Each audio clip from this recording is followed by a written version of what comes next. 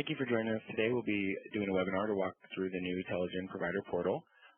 The screen you're seeing right now is going to be right after the login screen. There are a couple extra icons on here because we are operating our test system today for the demonstration to protect any PHI of our members. So when you first log in, you will see, as you can see, we have done some previous cases, and we'll talk about that later on. To go ahead and get started with an authorization, which is what we're going to be going through today, is how to submit an authorization. You just hit the Add Authorization button, and it'll bring you to a screen to enter your member ID and your patient birth date.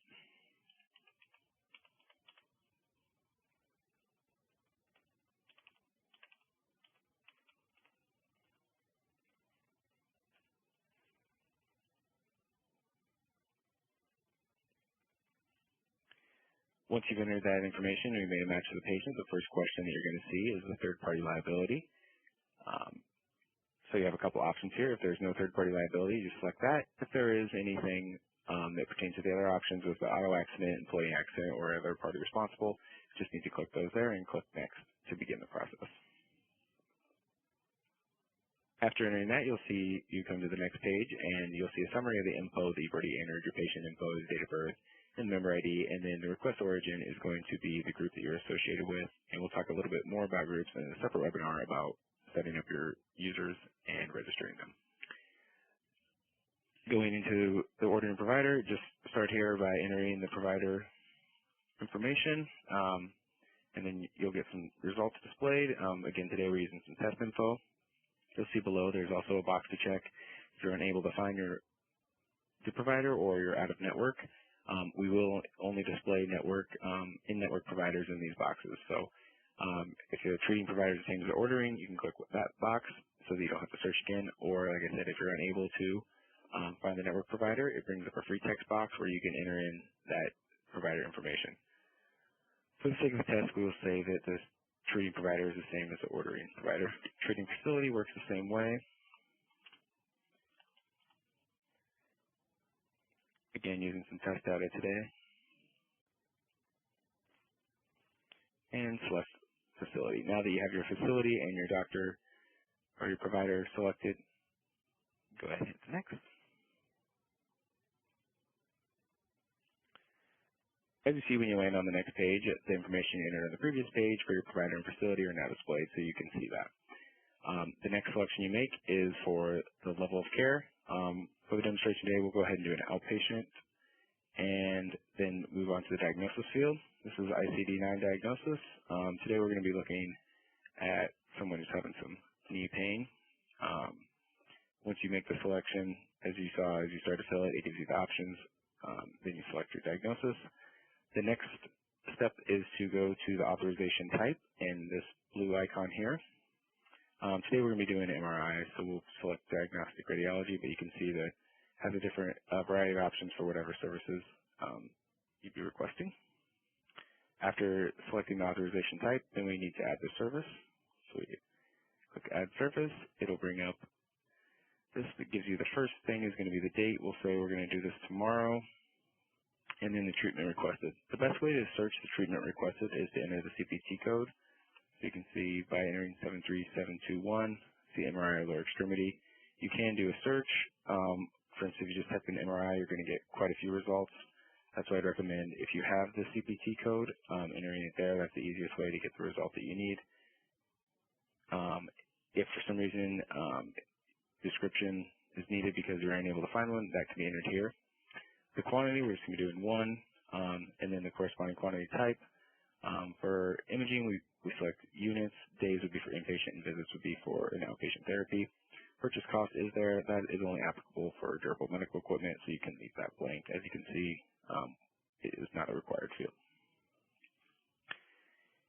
We hit Submit there, and you can see the summary on the requested services of what service you've selected, the date, and how many. Go ahead and hit Next. And it brings us to our next screen, which is a chance to document all the clinical criteria.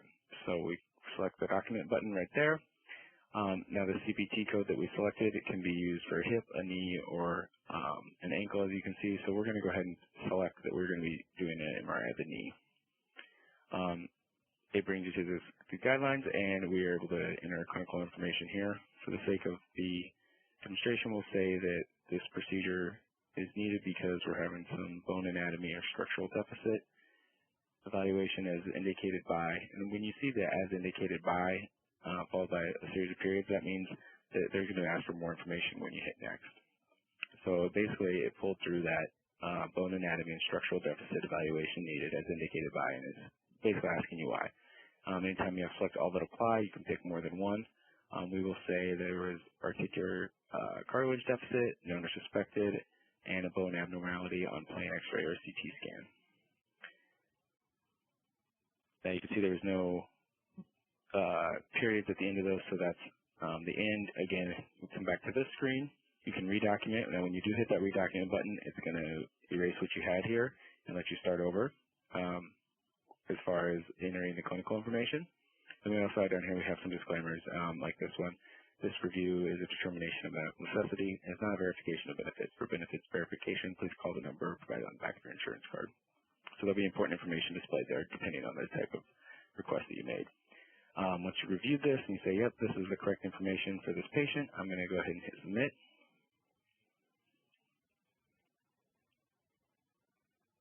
And that brings us to our summary and attestation page.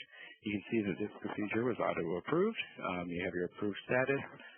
Again, you have a summary here in this box of what service, the 73721, the MRI of lower extremity joint without contrast, the date of service, the number, the status of approved, and then the authorization number that you need. The important part here is that this is a summary and attestation page, so you're attesting to these statements that the information you entered is correctly, and then you do have to come in and enter your username to actually submit it. At this point, it has not been submitted to us. This is the summary page, so just kind of like when you're five spin offline, you have that final review page and to finish it. So you enter your username again, and then click Done. By clicking Done, that actually submits it to us, and we have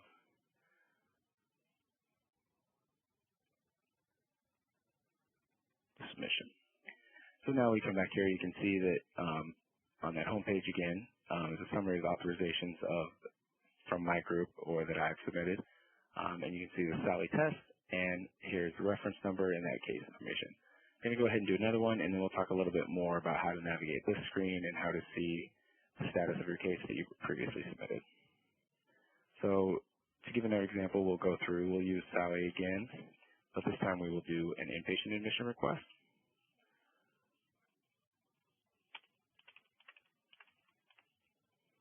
You can see there is a calendar option that is there to enter the birth date. We'll be using the same information here. We'll kind of go through this a little bit faster this time.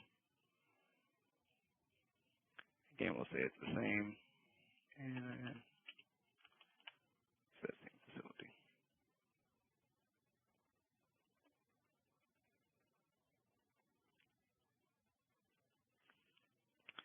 Again, we're going to be doing inpatient submission now, so we'll select inpatient. We'll use the same diagnosis. We'll say that Sally has had the MRI done, and now she's going to need a total joint replacement. So you can see enter the admitting diagnosis and then the admission date.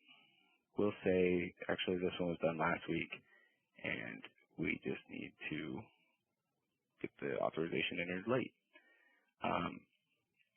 We'll do here, we'll say that we know it's a total knee. We probably only expect her to be 2 or 3 days, but we'll say something went wrong and she's there for 4 days. So again, the authorization type, it is going to be inpatient, and it was for surgical, so we'll pick surgery there and go ahead and proceed to our next page. Again, when you land on this page, this document button here on the lower right side is where you need to provide the clinical information. And again, with that diagnosis code, there are several clinical criteria that you could select. It could be a new arthroscopy, or like I said, we're going to do the total knee arthroplasty. So we'll go ahead and select that, and that directs us to the questions that would need to be answered. So we'll say this procedure was needed based on the degenerative joint disease as indicated by. Again, when we see that as indicated by, we know that we are going to have follow-up questions based on that. Moving on to the next page there, for the degenerative joint disease as indicated by, we'll make a couple selections here. We'll say significant findings there, optimal medical management has been tried and failed, patient has failed more conservative treatment, and treatment is indicated due to. Again, with the 3 periods there, we're gonna have some more information we need to enter. The treatment is indicated by disabling pain and the functional disability. As you can see, these don't have any of the following periods, so we'll know that's the end. Now we'll come back to the summary. Again, we have down here we have some disclaimers if there's any important information related to it. Again, you can review what you've entered and hit submit. So again, we're going to come to the summary and attestation page. But first, you have the opportunity to upload additional documentation. So this is where an additional document needs to be attached.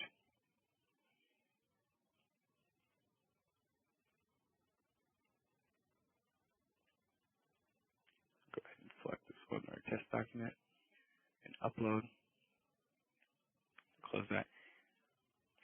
To get the submission completed, you do have to upload documents. The previous one did not require it because it was automatically approved based on the criteria. If it is not automatically approved, it does require a document be uploaded there. So now we come to the summary and attestation page. We can see the status is under review. Again, we can see the level of care, the provider, the facility info, the member info, the admission date, the discharge date, all that. So again, we still need to enter our username here to actually make the submission. So we'll do that right now. And now this case is submitted. Again, this is going to bring us back to our initial login page there where we can see the cases that we submitted. What we're going to do now is look at the 2 cases we submitted for Sally.